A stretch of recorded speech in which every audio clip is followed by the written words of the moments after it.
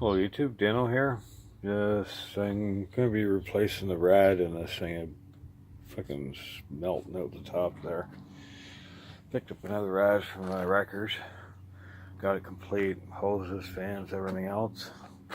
And one thing I do when I take stuff like this, I always keep the plug plugged in. I just cut the wire because you just never know, right? And we get onto this one. Sure enough, totally different plug. This one looks black on the inside too, for some reason. So I'm gonna test the fans, and then to make matters worse, I got this style of clamp down there. I don't know if you can see. I already broke one. The other one seems to be open, so I gotta see if I can get it down there. Get a better look.